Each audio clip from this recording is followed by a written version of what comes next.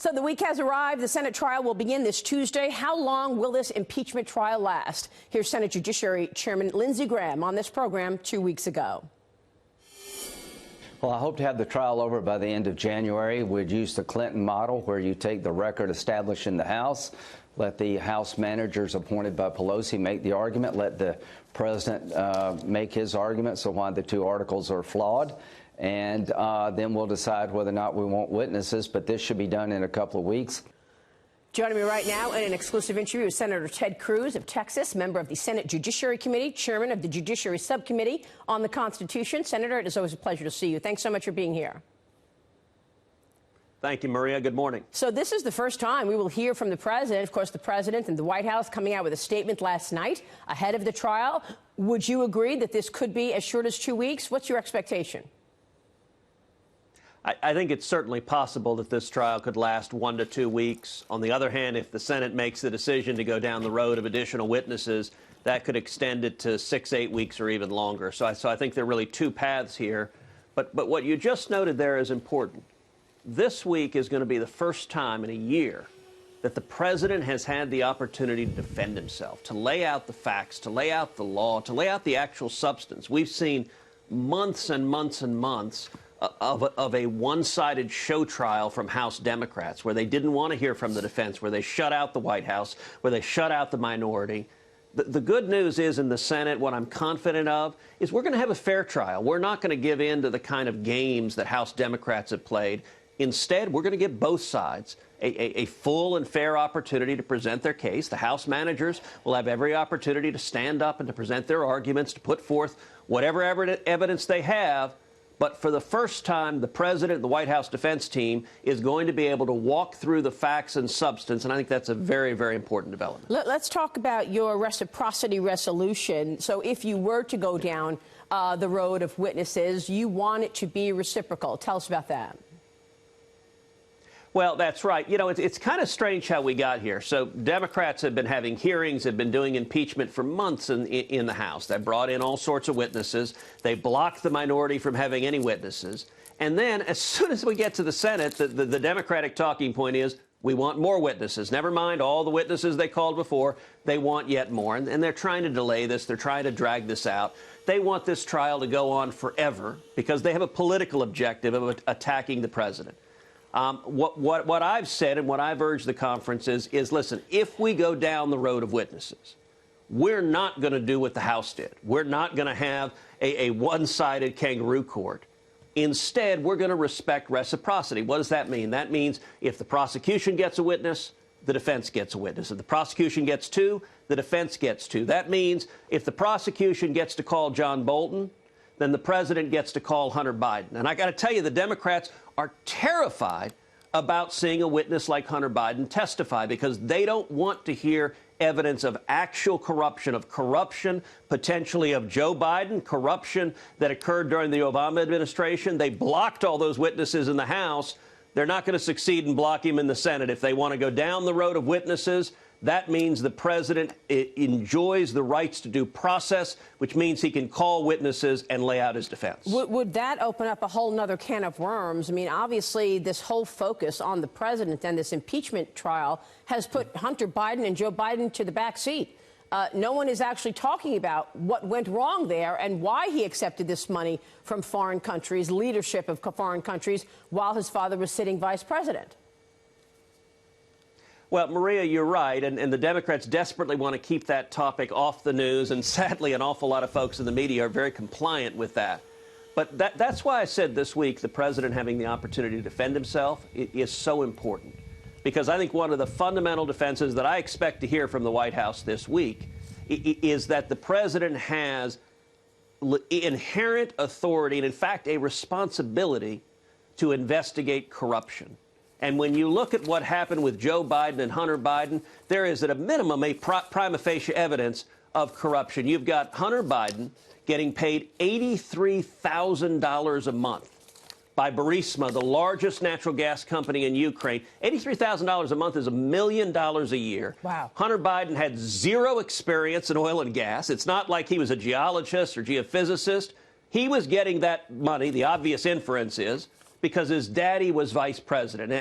And Joe Biden is on video, the Council of Foreign Relations, bragging that he blocked $1 billion in foreign loans and foreign aid to Ukraine until they fired the prosecutor who was potentially investigating Burisma, the company on which Hunter Biden sat on the board. If the Biden family is profiting to the tunes of millions of dollars, the president is entirely justified saying, let's investigate and find out what happened. That's why Hunter Biden is such an important witness and why the Democrats don't want to focus on what was the evidence of actual corruption.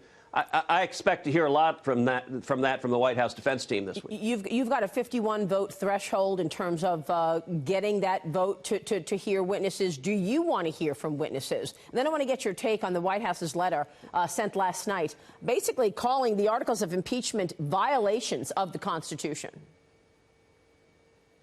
Well, starting with the second part first, I do think what we've seen coming out of the House is an abuse of the Constitution. And the reason is that they're using this for political purposes. This is the first time in history any president has been impeached without the articles alleging any criminal conduct at all, without alleging any federal crime was violated. They don't allege any federal law was violated. They don't even allege as much as that the president has a speeding ticket. And that has never happened in our country's history. And to use impeachment like the House Democrats are doing to express their political disagreement with the president, to try to overturn an election they're unhappy with, that is an abuse of the Constitution. Now, the first question you asked about process and witnesses, let me tell you what we can expect to see in the next week or two going forward. On Tuesday, when we come back, the Senate will convene at 1 p.m., and we'll start with pretrial motions. We'll start with probably battling motions. What I expect the Senate to do is adopt a scheduling order laying out the next couple of weeks. That scheduling order is modeled after the scheduling order for the Bill Clinton impeachment. It's very, very similar. So it provides that we start with the House managers getting 24 hours spread over 2 days to present their case. They can argue evidence, they can argue law, they can argue whatever they want. After that, the president and the White House, they get 24 hours spread over 2 days to present their case. Then we shift to questions from senators. Senators get 16 hours. Our questions have to be in writing, and the Chief Justice asks them for us. All of that, I would anticipate, takes about a week to a week and a half. At that point, what the scheduling order provides is the Senate is going to vote on whether or not additional witnesses are necessary, and that's a 51-vote threshold.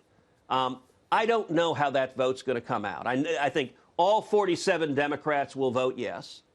The open question is whether there will be 4 Republicans to join with those 47 Democrats. Look, I think some of that depends on what happens in the first week and a half, what arguments the House managers put forward, what arguments the White House puts forward, what questions comes out. I hope at the end of the week and a half where Republican senators are is we've heard enough. The evidence they put forward doesn't satisfy the constitutional standard. The Constitution says impeachment lies for high crimes and misdemeanors. Right. This was not a high crime or misdemeanor. They didn't allege any crime at all. And so I hope at the end of this process that we'll get at least 51 votes to say, let's move to final judgment. And when we move to final judgment, right, the outcome of this is going to be the president will be acquitted. The Senate will vote not guilty. And the reason I can say that with confidence is because on their face, the articles of impeachment, they don't allege high crimes and misdemeanors. They fail on their face. And so I hope we get 51 votes in a week and a half to say this is over. If not, if there are at least 4 Republicans who join the Democrats for witnesses, then we're looking at a trial that will probably last 6-8 weeks or longer, because you have to assume there's going to be litigation over the witnesses, there's going to be delay. But if we go down the road of witnesses, all of the Democrats envisioning only prosecution witnesses and no defense witnesses, they're in a fantasy land. The Senate is not going to do like the House and play political games. Yeah. We're going to be fair, and we're going to give the president a full opportunity to defend himself. Real quick, how likely is it that we see a motion to dismiss in the first after the first 48 hours, after you actually look at those articles? I don't think it is that likely, and the reason is I think dismissing this case is a much less attractive option than rendering final judgment and acquitting the president. Sure. The reason is twofold. Number one, if you do a dismissal doesn't reach the merits. An acquittal, a verdict of not guilty, that verdict stands for all time. You know, Nancy Pelosi is going out on TV crowing that the president has been impeached forever. Right.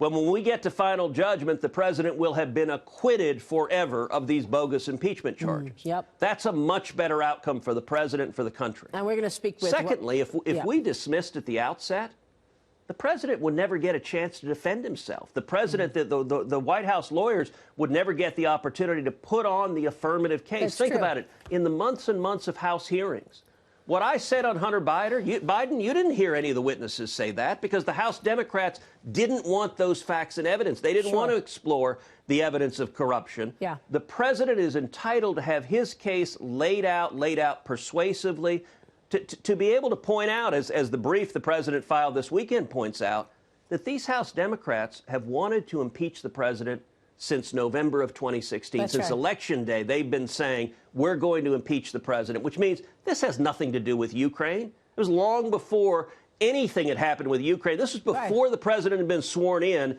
House Democrats were saying they wanted to impeach him. This is pure politics, and it's abusing the Constitution. Right. What a week this will be. I want to take a break. When we come back, there are some areas where you agree with your colleagues on the left. One of them is about big technology and how powerful technology companies have come. There were worries that the big tech companies cheated in the 2016 election. I want to ask you if you expect them to cheat in 2020. Senator Ted Cruz, stay with us. Back in a moment with more.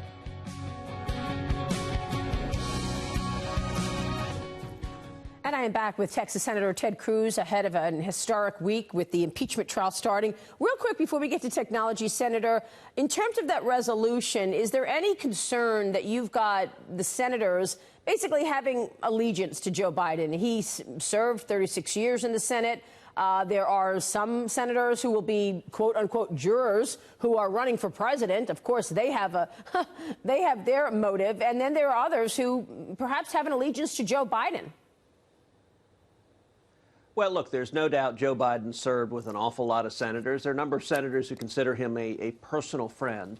I am hopeful, and I believe that senators will do their constitutional duty, which means that they're not going to decide this case based on friendship, but rather, you know, there was a reason that the framers of the Constitution gave the responsibility of conducting an impeachment trial to the Senate. They debated quite a bit where to do the impeachment, particularly of a president. And one of the options they considered was the U.S. Supreme Court. They also considered the Senate. They also considered a third option of sort of a combination of the two, combining the two. Yeah. And that's sort of what they did by bringing the Chief Justice of the United States in to preside over the Senate. But if you look at the Federalist papers, Alexander Hamilton explains the reason they chose the Senate was two things. Number one, they wanted an institution with the credibility to resolve issues. The impeachment of the president is a big deal. They knew it would be politically contentious. They wanted an institution that could have the credibility with the American people to be fair. Secondly, they wanted an institution that could withstand the buffeting of politics, that wouldn't be like the House. The House is designed to respond to momentary political surges. The Senate is designed to be more stable, more consistent. That's why the framers gave it to the Senate, and I'm hopeful that my colleagues will fulfill that responsibility. Senator, let me switch gears and ask you about a testimony in front of your committee by Robert Epstein as it relates to Google and big tech. Listen to this. In 2020, if all these companies are supporting the same candidate, there are 15 million votes on the line that can be shifted without people's knowledge and without leaving a paper trail for authorities to trace. 15 million votes. Go back for us. What happened in 2016? And are you worried that big tech wants to put its finger on the scale in the upcoming 2020 election? So I'm very worried that that testimony that you just showed is Dr. Robert Epstein, who's a very respected academic. He's a psychologist, used to be the editor of Psychology Today. And he did an empirical study on Google in 2016 and on the search results they came back. And he was astonished by the results. He found that based on manipulated search outcomes, biased searched outcomes, that Google in 2016 shifted 2.6 million votes towards Hillary Clinton. Now, here's the interesting thing, Maria. Dr. Epstein is not a Republican. He is a liberal Democrat. He voted for Hillary Clinton. So politically, he was happy to see more votes for Hillary, but he was horrified to see big tech have that kind of power. And he went on to testify what you just played, which is if they do the same thing in 2020, which all indications are that they're going to, they could shift up to 15 million votes. It is terrifying that a handful of Silicon Valley billionaires that now control over $5 trillion of the American economy have no accountability and the ability to censor, to deceive, and to manipulate votes. And I think that's a threat to our democracy we need to take very seriously. Well, let's not forget Michael Bloomberg, who is running for president, said that he's willing to spend up to $1 billion, even if he's not the nominee. He's already spent $217 million. Bloomberg has already spent more than every other candidate combined. And you know, it is kind of striking with all the rhetoric. It's fairly interesting that the two top spenders on the Democratic side are two gazillionaires, billionaires who are just writing massive checks. And you know, that often is the case when you see people with socialist rhetoric, is they often are doing so from a position of great wealth themselves. And so they're happy to redistribute other people's wealth, not so much themselves. Wow. I think we ought to be the sort of economy where everyone has a fair opportunity, where people like my dad when he came from Cuba in '57 with nothing, washing dishes, have an opportunity to achieve the American dream. Well, and big government socialist, which the 2020 Democrats are advocating, it doesn't give that economic mobility. It freezes the billionaires in place, and it freezes everyone else in place also. That's not America, and that's not the freedom that this country was built on. You're going to have some week ahead. We will be watching. Senator, good to see you. Thank you so much.